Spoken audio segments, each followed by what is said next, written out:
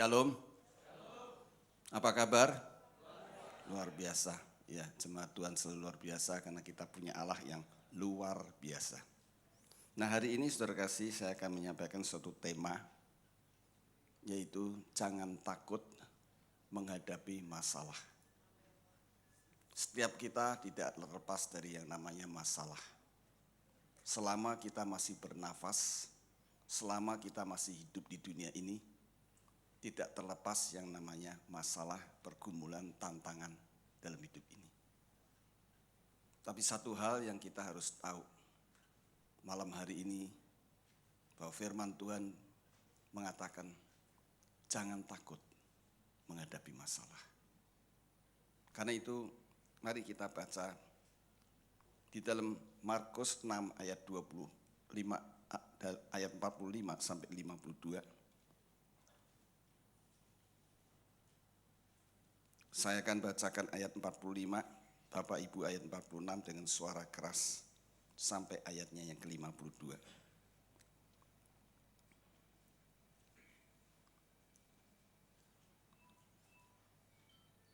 Ayat 45 Markus 6 berbunyi demikian firman Tuhan.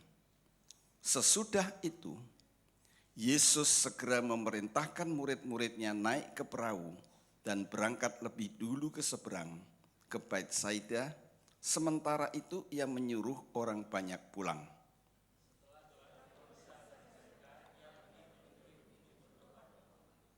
Ketika hari sudah malam, perahu itu sudah di tengah danau, sedang Yesus tinggal sendirian di darat.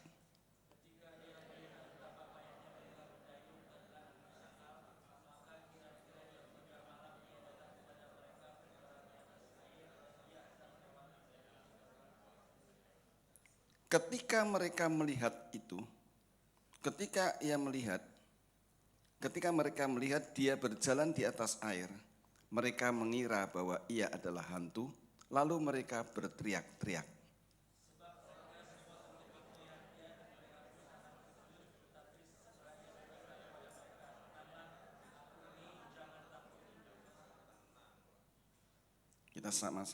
Saya bacakan 51. Lalu ia naik ke perahu mendapatkan mereka, dan angin pun redalah. Mereka sangat tercengang dan bingung.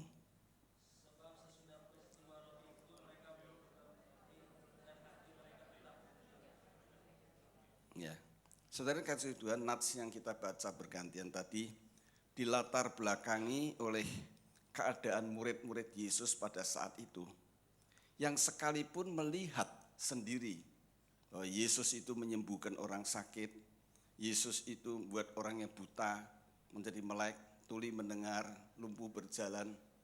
Yesus juga membebaskan orang-orang yang kerasukan setan. Bahkan Yesus juga memberi makan 5.000 hanya dengan 5 roti, 2 ekor, sisa 12 bakul. Tapi ternyata murid-murid Yesus dikatakan dalam ayat 52 tadi, mereka masih belum mengerti dan hatinya degil. Dalam terjemahan lain dikatakan bahwa mereka belum mengenal Yesus dan mereka tidak mau percaya.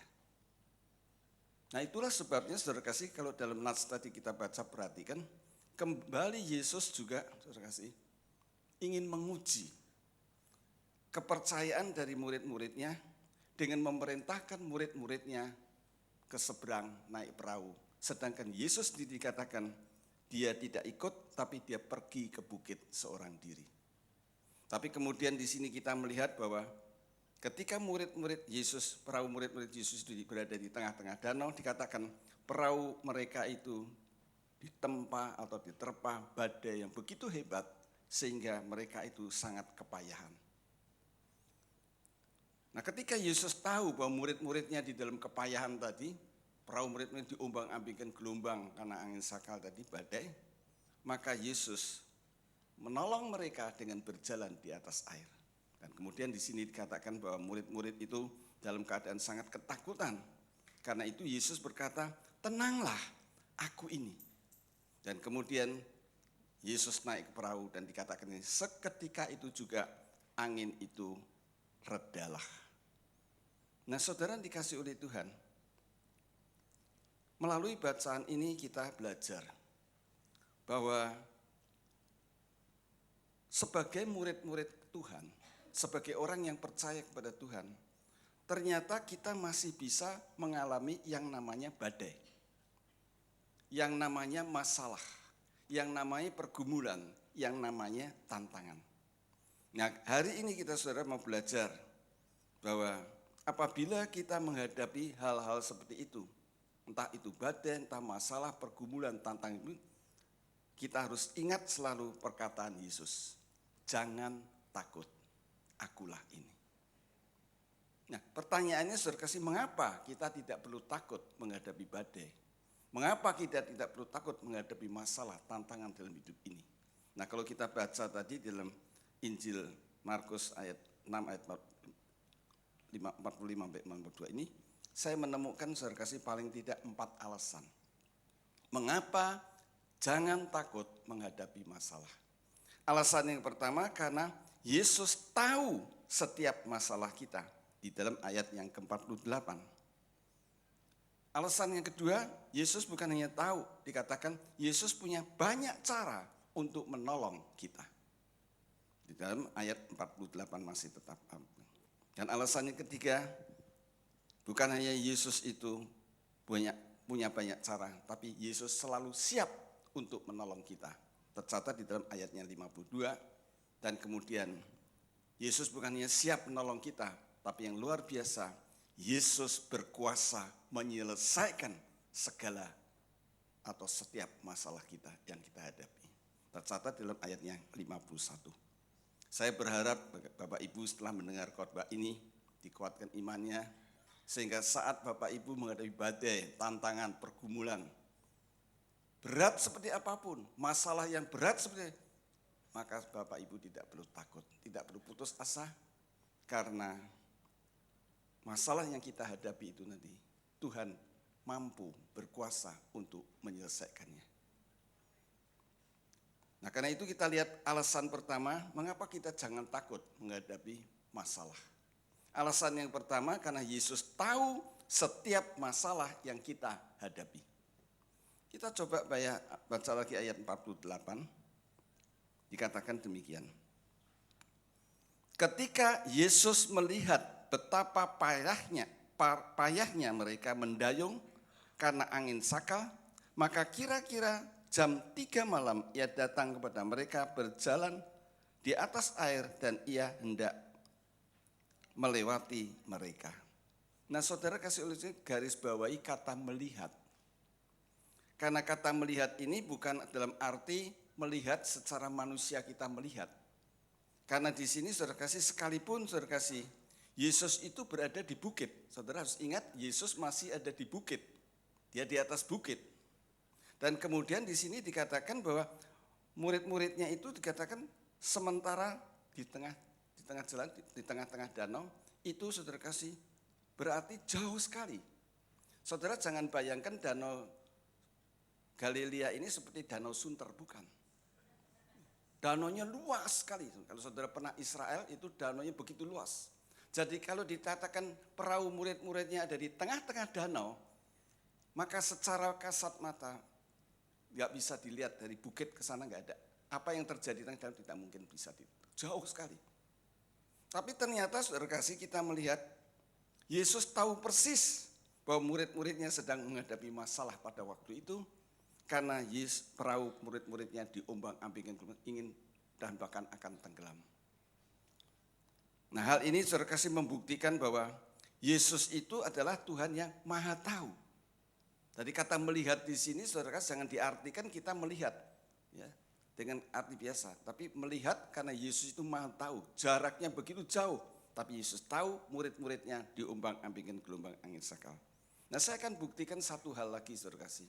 Lewat satu bacaan di mana Yesus begitu melihat seorang janda, Yesus tidak bertanya apa-apa, perempuan itu juga tidak minta tolong, tapi Yesus tahu persis pergumulan yang begitu berat yang dihadapi wanita itu. Bapak Ibu pasti akan tahu ceritanya, tapi kita baca saja dalam Lukas 7 ayat 11 sampai 15. Lukas 7 ayat 11 sampai 15 saya bacakan buat Bapak Ibu. Betapa pergumulan seorang ibu yang begitu berat, Sekalipun Yesus tidak bertanya, perempuan itu juga tidak bertanya, tidak minta tolong, tapi Yesus tahu persis. Saya bacakan Lukas 7 ayat 11 sampai 15. Dikatakan demikian. Kemudian Yesus pergi ke suatu kota yang bernama Nain. Murid-muridnya pergi bersama-sama dengan dia dan juga orang banyak menyertainya berbondong-bondong. Setelah ia dekat pintu gerbang kota, ada orang mati diusung keluar, anak laki-laki, anak tunggal, ibunya yang sudah janda, dan banyak orang dari kota itu menyertai janda itu. Dan ketika Tuhan melihat, perhatikan, Tuhan melihat, seperti tadi juga Tuhan melihat para murid-murid ini. Dan ketika Tuhan melihat janda itu, tergeraklah hatinya oleh belas kasihan, lalu ia berkata kepadanya, jangan menangis. Sambil menghampiri usungan itu ia menyentuhnya, dan sedang para pengusung berhenti, ia berkata, hai anak muda, aku berkata kepadamu, bangkitlah.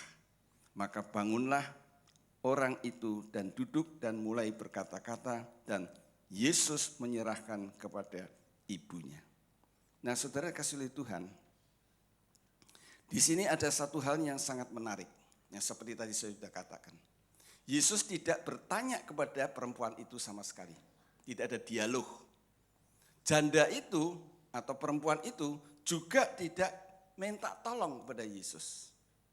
Tetapi di sini saudara kasih, Yesus hanya melihat di sini karena Yesus tahu persis bahwa wanita itu mengalami pergumulan yang begitu berat. Nah, saudara kasih, untuk mengetahui seberat apakah pergumulan dari wanita ini, kita akan lihat catatan di dalam ayat yang ke-12. Kalau saudara melihat catatan 12 ini, saudara baru mengerti betapa beratnya pergumulan daripada wanita itu. Dikatakan ayat 12 begini, perhatikan baik-baik, karena ini adalah merupakan satu hal yang penting sekali, bukan pergumulan yang ringan, tapi pergumulan berat sekali. Dikatakan di sini, katakan, setelah Yesus dekat pintu gerbang kota, ada orang mati diusung keluar, anak laki-laki. Jadi pertama-tama saudara kasih, kita akan melihat anak laki-laki. Saudara, kalau saudara baca anak laki-laki bagi orang Yahudi, itu adalah anak itu paling berharga. Dibandingkan ya, kalau misalnya suruh pilih misalnya, mau anak perempuan atau laki, pilih laki. Karena di mata orang Yahudi, anak laki-laki lebih berharga, bisa menurunkan marga. Nah, hal ini juga bukan orang Yahudi aja. Saya pada waktu itu melayani di Samosir, orang Batak. Nggak tahu di sini ada orang Batak atau enggak. Di sana juga anak laki-laki itu dianggap paling berharga. Bahkan kalau istrinya tidak bisa melahirkan anak laki-laki, itu bisa-bisa dicerai. Pada waktu itu saya melayani ada seorang ibu, ada beberapa ibu, 3 ibu kalau nggak salah. Ngantri minta didoakan. Dan saya tanya, ibu minta didoakan apa? Minta dikaruniakan anak laki-laki. Saya tanya kepada ibu itu, ibu anaknya udah berapa kok minta didoakan anak laki? Udah 4 Pak, ada yang udah 5 Pak. Loh kok minta didoakan lagi kok udah banyak? Ya semuanya perempuan. Pak, kalau saya tidak bisa melahirkan anak laki-laki, saya akan diceraikan oleh suami saya. Karena saya tidak bisa menurunkan marga. Dan orang Tionghoa pun juga rasanya sama ya. Kalau punya anak laki-laki dianggap wah lebih berharga daripada perempuan. Nah ini saudara kasih, orang Yahudi juga sama. Ini sekarang janda ini, perempuan ini memiliki anak laki-laki. Dan anak laki-laki itu yang begitu berharga, itu mati. Jadi saudara bayangkan yang pertama. Kemudian yang kedua, dikatakan juga di sini selain anak itu laki-laki, dikatakan anak apa? Tunggal. Saudara tahu tunggal itu satu-satunya, tidak ada yang lain. Jadi kalau mati ya sudah tidak punya anak lagi. Ya kalau anaknya 4 misalnya, mati 1 masihlah ada 3. Sekarang ini tunggal, satu-satunya, dan itu mati. Bayangkan saudara kasih. Jadi udah anak laki-laki, anak tunggal, mati. Dan yang lebih berat lagi saudara dikatakan begini. anak tunggal, ibunya yang sudah apa? Janda. Jadi wanita itu ternyata janda, berarti sudah tidak punya suami. Suaminya sudah meninggal, sekarang anaknya laki-laki yang begitu berharga, yang nanti diharapkan bisa menopang hari tuanya, kemudian juga anak ini adalah anak yang tunggal, mati. Jadi saudara bisa bayangkan, saudara kasih, janda itu nanti akan tinggal seorang diri. Jadi betapa beratnya, saudara kasih, bahwa di sini kita melihat, membayangkan bahwa wanita itu ternyata mengalami suatu pergumulan yang bukan ringan tapi begitu berat. Itulah sebabnya mengapa begitu Yesus melihat janda itu, sekalipun tidak berkata-kata atau bertanya, berdialog pada janda itu, dan janda itu juga tidak minta tolong, langsung dikatakan begitu melihat, Yesus langsung tergerak hatinya oleh belas kasihan. Karena apa? Karena Yesus tahu persis betapa beratnya pergumulan atas masalah yang dihadapi. Sebab itu saudara kasih, Yesus penuh dengan belas kasihan. Di sini membuktikan kembali saudara bahwa Yesus itu adalah Tuhan yang Maha Tahu. Nah itulah sebabnya saudara saat ini kalau ada di antara saudara yang menghadapi apapun masalahmu, seberat apapun, masalah apa saja, jangan takut dan jangan putus asa. Karena Yesus tahu persis setiap masalah yang kita hadapi. Mungkin suamimu tidak tahu, mungkin istrimu tidak tahu, mungkin orang tuamu tidak tahu, mungkin saudaramu tidak tahu, mungkin tetanggamu tidak tahu. Tapi Yesus tahu persis setiap masalah yang Bapak Ibu hadapi. Karena itu jangan takut. Karena Yesus tahu persis masalah yang kita hadapi. Itu alasan yang pertama mengapa kita jangan takut menghadapi masalah, tantangan, pergumulan hidup ini. Alasannya kedua, saudara kasih, mengapa kita jangan takut menghadapi masalah? Alasannya kedua karena Yesus punya banyak cara untuk menolong kita. Di dalam ayatnya yang masih tetap ayat 48 tadi, kita kembali kepada Markus 6. Ayat yang ke-46, ayat 48 dikatakan, maka kira-kira jam 3 malam, ia datang kepada murid-muridnya berjalan di atas air dan ia hendak melewati mereka. Nah saudara kasih Tuhan, kita garis bawahi saudara kasih, ia datang kepada murid-muridnya berjalan di atas air. Saudara yang kasih oleh Tuhan, ketika Yesus ingin pergi menolong murid-muridnya turun dari bukit, ternyata di situ tidak dijumpai satu perahu pun ada di situ. Jadi sudah tidak ada perahu sama sekali. Jadi Yesus mengalami kesulitan karena tidak mendapatkan satu perahu, padahal satu-satunya cara untuk menolong murid-muridnya di tengah danau itu harus menggunakan perahu. Saudara harus tahu bahwa pada waktu itu belum ada helikopter. Jadi satu-satunya cara untuk mencapai di tengah-tengah danau itu harus dengan perahu, tidak ada cara lain. Tapi ternyata di sini kita lihat, saudara kasih, Yesus tidak bingung, Yesus tidak panik. Tapi Yesus, saudara kasih, di sini juga tidak menyerah, tidak batal menolong murid-muridnya, karena ternyata Yesus mempunyai cara tersendiri untuk menolong murid-muridnya dengan berjalan di atas air. Nah itulah sebabnya ketika murid-muridnya melihat Yesus berjalan, mereka ketakutan, itu hantu. Kenapa? Karena dianggap mustahil manusia bisa berjalan di atas air. Pada waktu itu belum ada cerita manusia bisa berjalan di atas air, tidak ada. Hanya Yesus pada waktu itu. Makanya murid-muridnya mengira dia hantu. Nah saudara kasih, memang saudara kasih, bagi manusia rasanya mustahil manusia bisa berjalan di atas air. Tapi bagi Tuhan saudara kasih tidak ada yang mustahil. Sebagaimana juga saudara kasih kita lihat bangsa Israel. Pada waktu keluar dari tanah Mesir, mengalami suatu masalah yang bukan kecil, juga besar. Bahkan jalan buntu, diperhadapkan dengan satu kematian. Pilihannya hanya mati, tidak ada cara lain.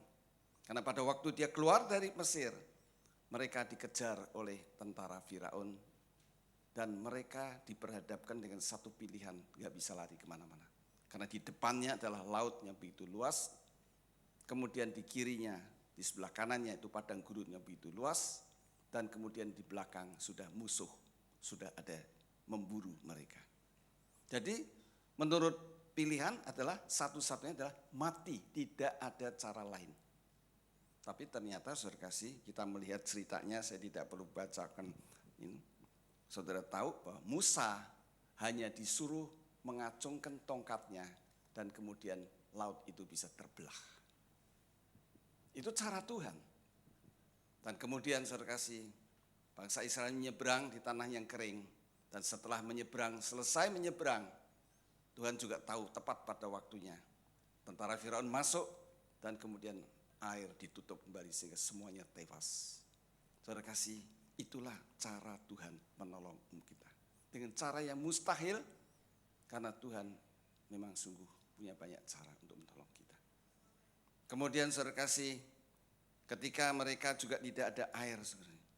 Dalam perjalanan di padang gurunnya begitu luas, tidak ada air. Pantas mereka marah-marah jemaatnya, bersungut-sungut, bahkan mau melempari batu kepada Musa. Saya bisa mengerti perasaan mereka. Karena di tengah padang gurun yang begitu kering, panas, tidak ada air. Itu pantas mereka itu bersungut-sungut, bahkan marah kepada Musa untuk melempari. Nah Musa saudara kasih bingung, bagaimana mendapatkan air yang sebanyak untuk, itu bukan cuma 10-20 orang saudara kasih. Itu begitu banyak yang dibawa keluar dari tanah Mesir, harus diberi minum. Sedangkan di padang gurun saudara kasih, kalau saudara juga pernah ke Israel, itu gunung-gunungnya itu gunung-gunung batu. Bukan gunung-gunung yang gampang cuman dicongkel-congkel begitu aja. Gak bisa, saudara. Batu. Tapi ternyata saudara kasih, Allah kita Allah yang ajaib, yang punya banyak cara. Musa hanya diminta untuk memukulkan batu ke gunung batu itu dan keluar air. Jadi luar biasa saudara, cara Tuhan itu memang kadang-kadang tidak masuk akal sama sekali. Karena hanya memukul gunung dengan tongkat, itu bisa keluar air. Kemudian saudara kasih, ada lagi. Pada waktu bangsa Israel saudara kasih marah-marah karena bosan tiap hari makan mana lagi. Mereka bersungut-sungut minta daging. Ya di padang gurunnya begitu luas, bagaimana mau beli daging, mau di mana ambil daging. Tapi saudara kasih, Tuhan punya banyak cara.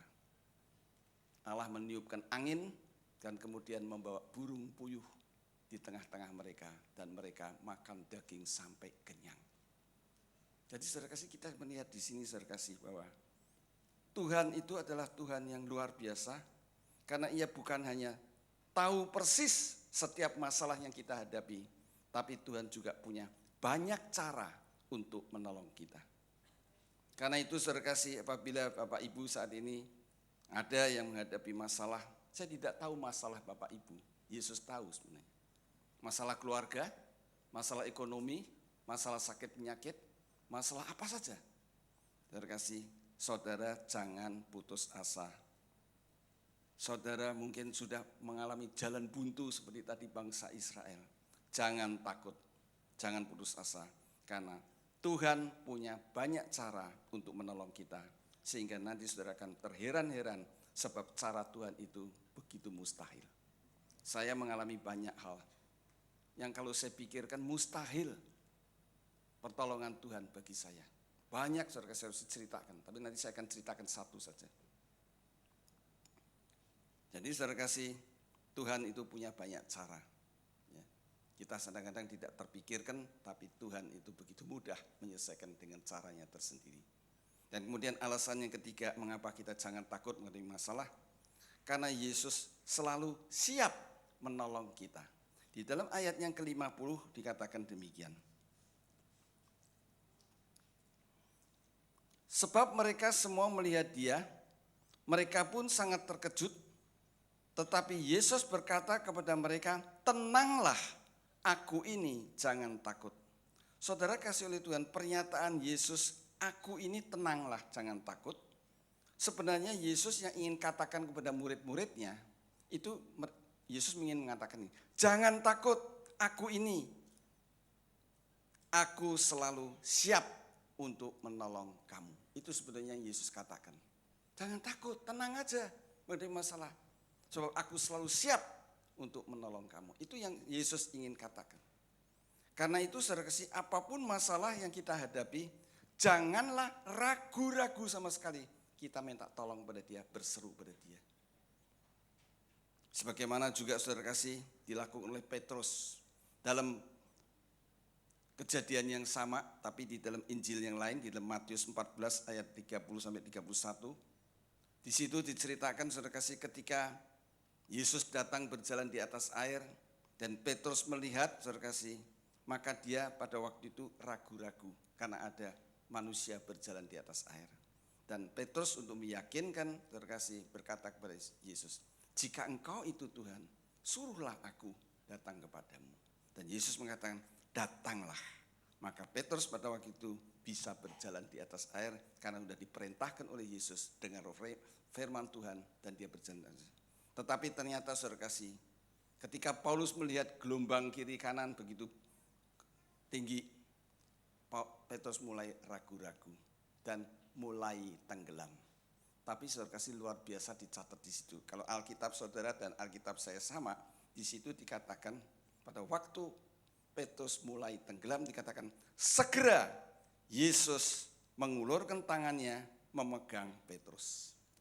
Garis bawahi kata segera menolong Petrus. Nah di sini kita melihat saudara kasih bahwa Yesus selalu siap menolong orang yang berseru kepadanya tepat pada waktunya. Karena Yesus tahu persis kapan ia segera mengulurkan tangannya, kapan dia tidak segera mengulurkan tangannya. Kalau tadi sudah dengar ceritanya, ya, pada waktu Yesus itu menolong Petrus, dikatakan Yesus segera mengulurkan tangannya. Kenapa Yesus segera menolong? Kenapa kok tidak berlambat-lambat atau menunda? Karena Yesus tahu persis Petrus dalam keadaan bahaya besar. Sekalipun dia seorang nelayan, kalau dia dilepas, itu pasti dia akan tenggelam karena badai yang terlalu berat. Nah Yesus tahu, maka dia segera mengulurkan tangannya. Tapi pada waktu tadi, ketika murid-muridnya diombang-ambingkan gelombang angin saat perahunya itu dengan payah dikendalikan, Yesus tidak segera menolong. Kalau saudara perhatikan, baru jam 3 malam Yesus datang. Padahal murid-muridnya itu bertolak ke seberang itu baru senja, dan baru jam 3 malam Yesus berjalan. Berarti waktunya panjang. Yesus sudah tahu bahwa itu ada masalah murid-muridnya, tapi Yesus tidak segera menolong. Kenapa? Karena Yesus tahu bahwa badai itu tidak akan menolong muridnya. Karena itu Yesus ya tidak segera, tapi tetap jam 3 malam dia datang. Nah demikian juga saudara kasih satu contoh lagi, yaitu pada waktu Yesus diberitahu bahwa Lazarus sakit. Di situ dicatat bahwa Yesus sengaja tinggal di situ 2 hari. Padahal saudara kasih Lazarus itu diberitahu oleh saudara-saudara kepada Yesus, dia butuh pertolongan segera. Kalau enggak mati. Tapi Yesus dikatakan sengaja tinggal 2 hari di tempat. Sehingga benar-benar Lazarus mati. Dan kemudian dimakamkan, baru Yesus datang ke sana. Nah, pada waktu Yesus datang di sana, saudara kasih, Yesus minta supaya mengangkat batu itu. Tapi kemudian saudara kasih, Marta mengatakan, Tuhan, ia sudah berbau sebab sudah 4 hari di dalam makam. Karena menurut Marta, saudara kasih, percuma Tuhan, diangkat batunya juga percuma. Udah bau, udah terlambat. Saudara kasih, nah bagi manusia saudara kasih memang terlambat. Tapi bagi Tuhan tidak ada kata terlambat. Terbukti saudara kasih, sekalipun sudah 4 hari, yang bagi manusia itu mustahil, udah busuk, udah belatungan, hancur. Tapi pada waktu Yesus, Lazarus keluar dengan tubuh yang utuh. Nah di sini kita melihat saudara kasih, bahwa Yesus itu saudara kasih, kapan segera, kapan tidak segera, itu adalah kedaulatan dari Tuhan. Tapi yang kita harus percaya, bahwa pertolongan Tuhan itu tidak pernah terlambat. Karena itu saudara kasih, apapun masalah kita, jangan ragu-ragu berseru kepada Yesus untuk minta tolong, karena dia selalu siap untuk menolong kita. Percayalah pertolongan Tuhan datang kepada kita, sekalipun ada kalanya kelihatannya terlambat. kelihatannya tidak segera mengulurkan tangannya, tetapi yang pasti pertolongan Tuhan tidak pernah terlambat. Saudara kasih, saya akan berikan kesaksian bagaimana Tuhan menolong saya tepat pada waktunya. Kalau terlambat beberapa detik, saya sudah tidak ada di sini. Karena pada waktu itu saya pasti akan mati. Saudara kasih, pada waktu itu saya masih bergerak dalam bidang kontraktor. Dan saya pada waktu itu diberikan suatu proyek, yaitu di Jerman Motor, assembling motor mobil Mercedes. Dan di situ banyak kren-kren. Jadi kalau itu kren-kren tingginya kira-kira bisa 15 meter atau 20 meter, tinggi sekali. Itu untuk mengangkat mobil-mobil itu. Nah, suatu ketika saudara kasih, karena kami mengerjakan proyek itu, ada satu kren yang tidak bisa jalan. Sudah diatasi oleh tukang-tukang tapi nggak bisa, sehingga saya perlu dipanggil untuk bisa diatasi karena ini penting sekali, produksinya bisa mandek kalau tidak diperbaiki. Sehingga saya harus terpaksa naik ke atas. Naik tiang kira-kira 15 atau 20 meter karena kerennya itu di atas itu. Dan pada waktu saya naik, saudara kasih, pada waktu saya masih muda, jadi saya masih kuat naik terus ke atas. Dan pada waktu ketinggian 15-20 meter itu, kemudian saya mau mengangkat badan saya karena saya mesti naik ke atasnya untuk melihat apa masalahnya. Saya perlu naik. Begitu saya mengulurkan tangan begini, yang saya pegang itu panel isi listriknya, masih ada stromnya.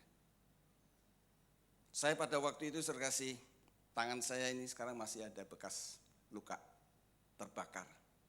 Begitu saya pegangan ini, saya hanya bisa cuma menjerit. Dalam hitungan beberapa detik saya pasti mati. Karena setiap orang yang tidak bisa lepas itu pasti mati. Tapi saudara kasih, saya melihat dari ketinggian ada seorang yang begitu cepat lari seperti terbang menuju ke tempatnya. Saklar-saklar begitu banyak. Dia turunkan salah satu saklar. Jelas, langsung saya tidak ada strom lagi, saya bebas. Saudara kasih, apakah itu kebetulan? Tidak. Tuhan yang menggerakkan orang itu tepat pada waktunya. Dan tepat apa yang diturunkan, karena itu saklarnya banyak, saudara kasih. Kalau dia nurunkan salah aja, coba, saya udah keburu mati, saudara kasih. Tapi Tuhan tahu persis, segera saya harus ditolong, karena kalau tidak, mesti mati. Dan orang itu saya begitu lari begitu cepat, dan dia turunkan handle, dan saya bisa akhirnya turun kembali. Sekalipun tubuh saya lemah pada waktu itu, tapi saya masih sanggup untuk turun kembali. Kalau tidak, saudara kasih, dalam hitungan detik saya katakan, saudara mungkin kalau baca di koran-koran itu yang kena strom, itu mati, saudara kasih. Saya tidak berdiri di sini lagi. Nah, itulah saudara hebatnya pertolongan Tuhan. Dia tahu persis kapan dia segera mengulurkan tangannya, kapan tidak segera. Tapi yang jelas pertolongan Tuhan tidak pernah terlambat. Dia datang tepat pada waktunya. Dia tahu persis kapan ada bahaya, kapan tidak. Karena itu tidak perlu ragu-ragu berseru pada dia. Karena dia datang menolong kita, siap menolong kita. Kemudian saudara kasih, alasan yang terakhir dan yang keempat, mengapa jangan takut mengenai masalah? Karena Yesus bukan hanya cuma tahu, bukan hanya cuma siap menolong kita, tapi Yesus juga berkuasa menyelesaikan setiap masalah yang kita hadapi. Di dalam ayat 51 dikatakan demikian. Lalu ia naik ke perahu mendapatkan mereka, dan angin pun redalah. Mereka sangat tercengang dan bingung. Nah, saudara kasih oleh Tuhan, kalau kita perhatikan di sini ada sesuatu yang begitu luar biasa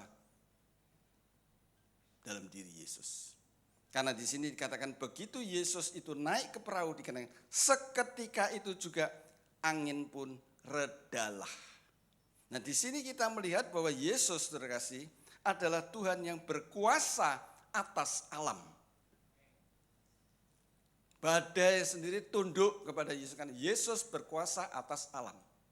Nah, selain saudara kasih Yesus berkuasa atas alam, kalau saudara baca di bagian-bagian lain di dalam Alkitab, maka Yesus juga berkuasa atas sakit penyakit. Yang buta melek, yang lumpuh berjalan, orang bisu berbicara, tuli mendengar, yang kusta menjadi tahir, yang semuanya. Dan bahkan saudara kasih, wanita yang mengalami pendarahan 12 tahun bisa sembuh. Karena Yesus berkuasa atas segala sakit penyakit. Selain itu juga Yesus berkuasa atas kuasa-kuasa kegelapan, kuasa gelap, roh-roh jahat. Segala yang kerasukan dilepaskan oleh Yesus karena Yesus berkuasa. Bahkan orang banyak terheran-heran, kenapa? Manusia apa ini kok bisa berkuasa? Roh jahat aja tunduk kepada Yesus. Kemudian juga Yesus berkuasa atas maut. Seperti tadi saya katakan Lazarus mati 4 hari. Karena Yesus berkuasa maut, maka Lazarus bisa hidup kembali. Dan bahkan Yesus berkuasa melipat gandakan yang sedikit menjadi banyak. 5.000 orang hanya diberi makan dari 5 roti 2 ekor, sisa 12 papan. Membuktikan bahwa Yesus itu berkuasa untuk melipat gandakan yang dari sedikit menjadi banyak. Nah di sini kita melihat saudara kasih bahwa Yesus bukan saja siap menolong kita, tapi Yesus juga berkuasa menyelesaikan sampai tuntas segala dan berat seperti apapun masalah kita, karena Tuhan adalah Tuhan yang maha kuasa. Bagi Tuhan tidak ada yang mustahil. Nah itulah sebabnya saudara kasih, apabila saudara menghadapi masalah yang sedang saudara hadapi, tantangan, pergumulan, entah itu masalah keluarga, masalah ekonomi, masalah sakit, apapun masalahmu, jangan takut, jangan putus asa. Karena Yesus berkuasa menyelesaikan dengan tuntas segala masalah yang kita hadapi.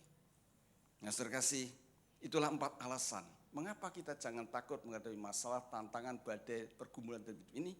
Karena alasan pertama, Yesus tahu setiap masalah yang kita hadapi. Alasan yang kedua, karena Yesus punya banyak cara untuk menolong kita. Dan alasan yang ketiga, karena Yesus selalu siap untuk menolong kita. Dan bahkan Yesus itu berkuasa menyelesaikan setiap masalah yang kita hadapi. Demikianlah apa yang saya sampaikan ini, biarlah Bapak Ibu pulang dari tempat ini, Bapak Ibu boleh dikuatkan imannya. Jangan ragu-ragu berseru pada Dia, karena Dia siap menolong kita. Yesus tahu. Tapi saudara kasih, sekalipun Yesus tahu, itu juga perlu kita harus jujur mengatakan kepada Yesus. Karena itu bagi Bapak Ibu yang malam hari ini datang, saya tidak tahu masalah saudara. Yesus tahu masalah saudara, tapi perlu saudara beritahu kepada Yesus untuk menandakan bahwa saudara itu jujur mau minta tolong pada Yesus. Saudara boleh nanti kemukakan pada Yesus apa masalahmu. Keluarga, masalah anak, masalah suami, masalah istri, masalah orang tua, sakit penyakit, masalah ekonomi, kontrakan habis, apapun masalah saudara, saudara boleh ungkapkan pada Yesus. Sekalipun Yesus maha tahu, tapi Dia ingin tahu kejujuran saudara. Dan bagi Bapak Ibu yang saat ini ada masalah-masalah, entah masalah apa saja, saudara boleh taruh tangan di dada sebagai tanda bahwa saudara butuh pertolongan Tuhan, sebagai tanda bahwa saudara mau berseru pada Yesus, karena Yesus siap menolong saudara asal kita mau berseru pada Dia. Karena itu taruh tanganmu di dada. Setiap Bapak Ibu yang saat ini ada masalah, apapun masalah Bapak Ibu boleh taruh tangan di dada sebagai tanda bahwa Bapak Ibu butuh pertolongan Tuhan. Bapak Ibu berseru saja kepada Dia, Dia siap untuk menolong saudara. Taruh tanganmu di dada.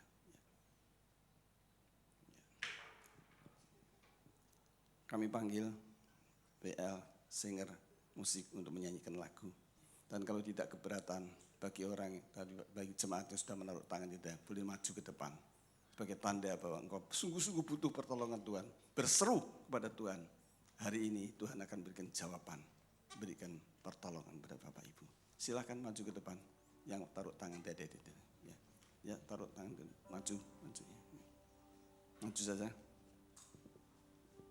Ku yakin saat Kau berfirman, ku menang saat Kau bertindak. Silakan jangan ragu-ragu. Karena kalau saudara butuh pertolongan Tuhan, berseru kepada Dia, jangan ragu-ragu. Dia saat ini ada di sini. Percayalah, dia tidak pernah berdusta. Dia tidak pernah ingkar janji. Kalau saudara sungguh-sungguh butuh pertolongannya, seru-seru pada dia, apapun masalahmu, Tuhan akan tolong. Karena kau menopang hidupku, hanya ditentukan oleh kuasa-Mu.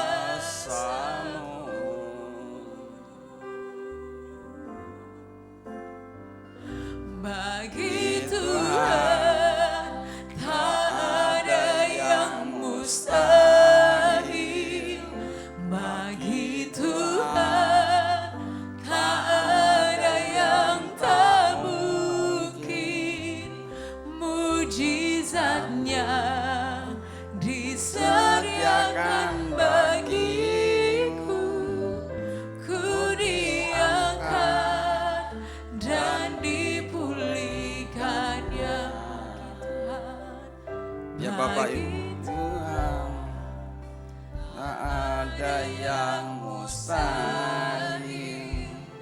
Bagi Tuhan tak ada yang tak mungkin. Mujizatnya disediakan bagiku. Ku diangkat dan dipulihkannya. Ya, bagi Bapak Ibu yang butuh pertolongan pada malam hari ini kepada Tuhan, sebelum kita minta pertolongan Tuhan datang, sampaikan apa yang ingin menjadi niatmu untuk ditolong oleh Tuhan, masalah apa. Untuk Tuhan itu tak mau tahu kejujuran Bapak Ibu. Sekalipun dia tahu, tapi dia mau kejujuran Bapak Ibu, mengakui di hadapan dia bahwa saudara butuh pertolongan pada dia. Masalahnya apa? Setelah saudara nanti menyampaikan masalah itu, nanti kita mau sembah dia. Dia hadir saat ini, dia akan menolong saudara. Saudara tidak perlu berdoa lagi setelah nanti kita menyembah dia. Fokus hanya kepada Yesus. Karena Yesus saat ini hadir. Yesus punya banyak cara untuk menolong saudara. Selalu siap dan berkuasa menyelesaikan masalah-masalah berat seperti apapun. Yesus berkuasa menyelesaikan masalah-masalah Bapak Ibu. Kan itu sampaikan saat ini. Saya beri kesempatan untuk sampaikan pada dia. Dia dengar saat ini. Nah, setelah itu kita mau sembah dia. Biar saat kita sembah, ya tangan Tuhan akan diulurkan. Dan dia akan menolong Bapak Ibu. Memberikan jalan keluar dari setiap masalah. Berat seperti apapun. Tuhan punya banyak cara untuk menolong Bapak Ibu sekalian. Kita nyanyikan lagu ini sekali lagi dan kita sembah dia.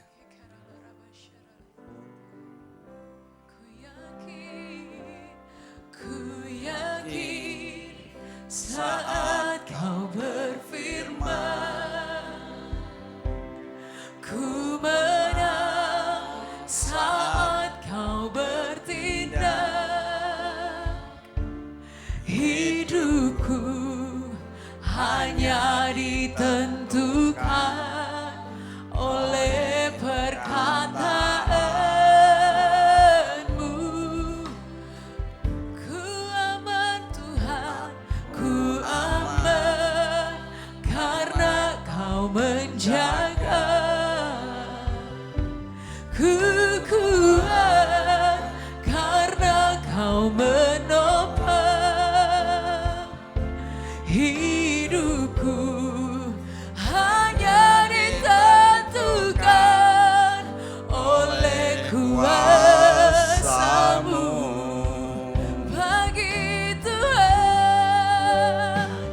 Bagi Tuhan tak ada yang mustahil. Bagi Tuhan tak ada yang tak mungkin. Mujizatnya disediakan bagiku.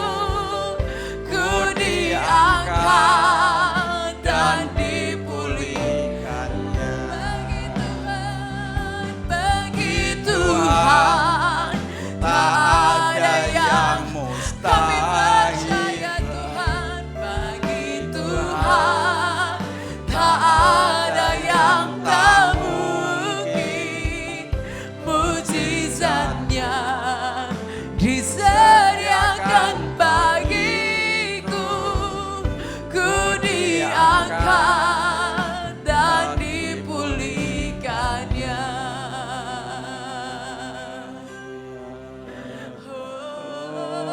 sembah Dia.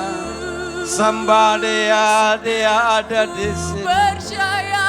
Dia siap menolong Bapak Ibu. Sembah Dia.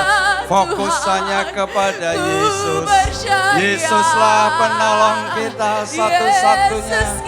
Yesus penolong kita. Haleluya. Sembah Dia. Sembah Dia. Kau sanggup Oh, ralara pasyanda kabakarabas. Yesus, ku panggil namamu. Yesus. Haleluya. Yesus, nama yang ajaib. Kami butuh jamaah-Mu. Kami butuh Kami Engkau, butuh Tuhan. pertolongan-Mu. Kami butuh Tuhan. Kami butuh jamaah-Mu, Tuhan. Kami butuh Yesus yang kuasanya tak berubah. Saat ini Yesus Tuhan, yang Kau mujizatnya turunkan selalu ada. pertolongan-Mu, kuasa-Mu. Yesus, kami Nyatakan percaya. kemuliaan-Mu. Nyatakan pertolongan-Mu, mujizat-Mu. Pertolongan-Mu ajaib bagi kami. Sembah Dia, sembah Dia, sembah Dia, terus sembah Dia.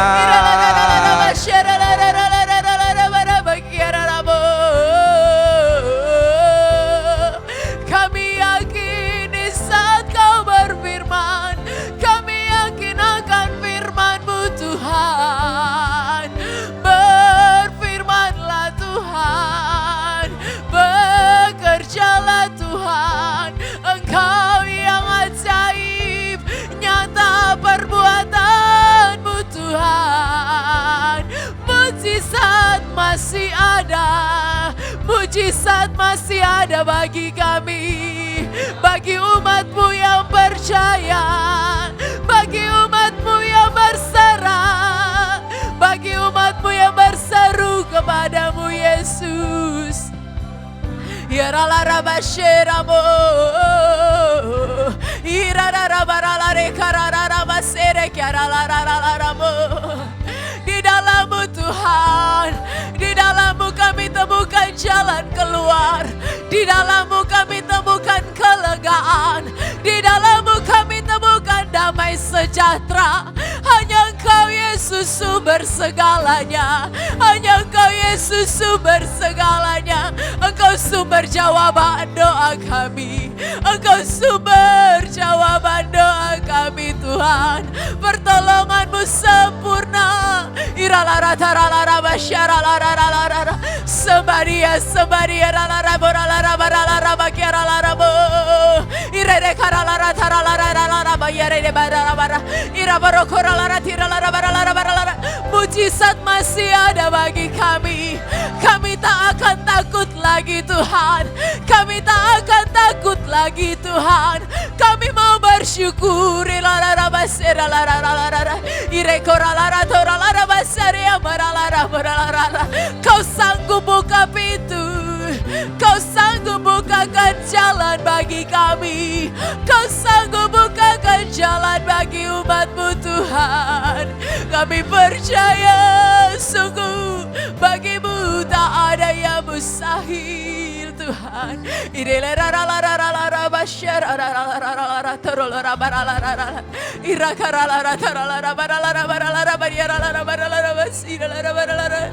Tuhan, Engkau sanggup menolong kami. Engkau punya banyak cara dalam hidup kami, Tuhan. Engkau punya banyak cara, Tuhan. Kau selalu siap sedia, Tuhan. Kau selalu siap sedia dalam menolong kami. Kau tak pernah tinggalkan kami sedetik pun. Waktu-Mu selalu tepat. Terima kasih, Tuhan. Terima kasih, Tuhan.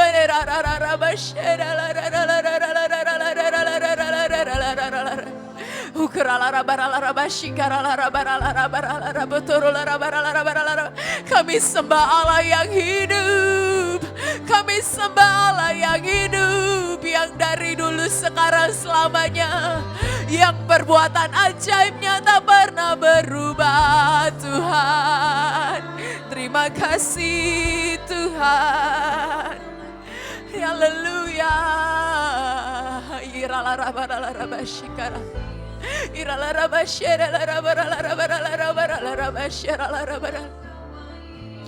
Haleluya.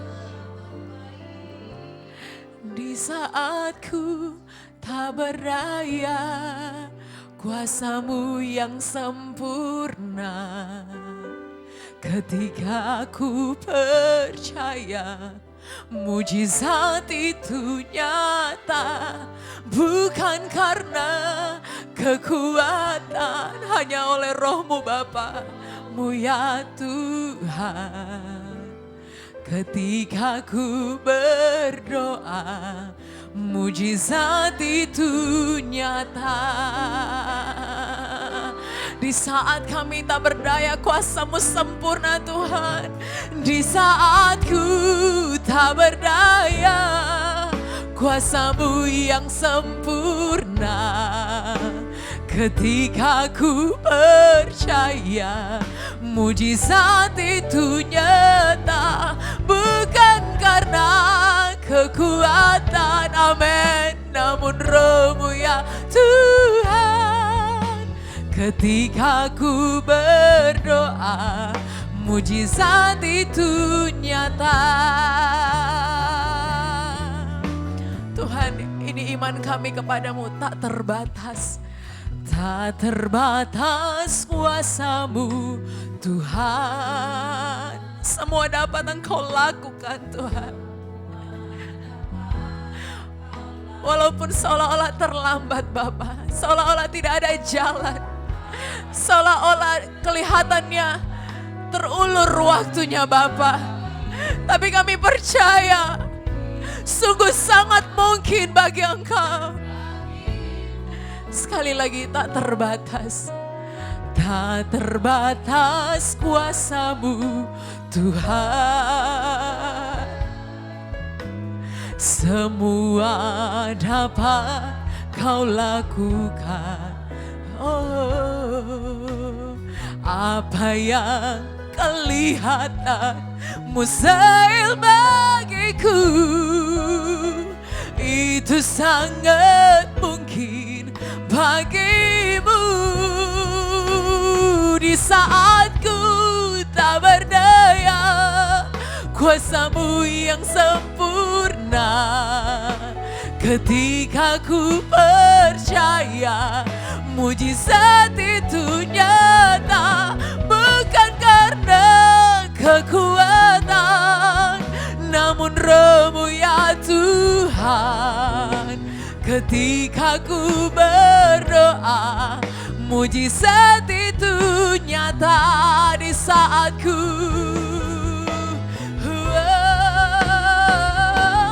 di saat ku tak berdaya, kuasa-Mu yang sempurna. Ini pengakuan umat-Mu Tuhan. Mujizat itu nyata. Bukan karena kekuatan, namun Roh-Mu ya Tuhan. Ketika ku berdoa, mujizat itu nyata. Di saat ku tak berdaya, kuasa-Mu yang sempurna. Ketika ku percaya, mujizat itu nyata. Bukan karena kekuatan, namun Roh-Mu ya Tuhan. Ketika ku berdoa, mujizat itu nyata. Di saat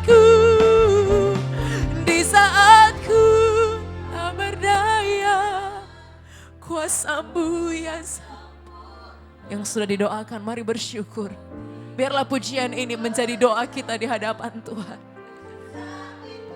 Bukan karena kekuatan kami, kekuatan, namun Roh-Mu ya Tuhan.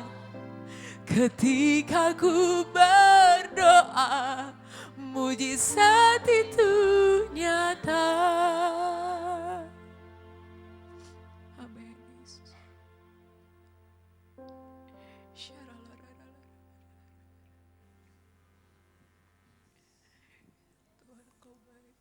Tuhan, terima kasih atas lawatan-Mu. Yes. Terima kasih atas pertolongan yang Kau sudah berikan pada jemaat-Mu. Karena kami sangat percaya, masalah besar seperti apapun, Kau punya banyak cara untuk menolong mereka. Yes, Lord. Bahkan Kau selalu siap menolong mereka. Amin. Dan bahkan lagi yang luar biasa, Engkau berkuasa untuk menyelesaikan segala masalah mereka. Amin. Apapun yang dihadapi jemaat pada saat ini yang maju ke depan, kami percaya Engkau sudah menolong mereka sehingga mereka pulang dari tempat ini, mereka menemukan kelepasan yang datang dari Engkau. Amin. Karena itu Tuhan, biarlah terus Tuhan Engkau kuatkan saudara-saudara kami yang maju tadi. Di dalam pertolongan-Mu mereka boleh selalu kuat, mereka boleh menghadapi segala masalah, tidak takut, karena Tuhan punya banyak cara untuk menolong mereka.